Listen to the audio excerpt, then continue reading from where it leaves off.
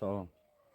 Bura qardaş, Tərtər rayon Hüseyn Cavid küçəsidir, Yuxarı Narlıq qəsəbəsi. Bax, bu su 2 aydır, 2 ay yarımdır, yerin altdan qırılıb, devlətin çəkdiyi sudur. Bu küçəni bərbad günə salıb, küçənin halında baxırsınız.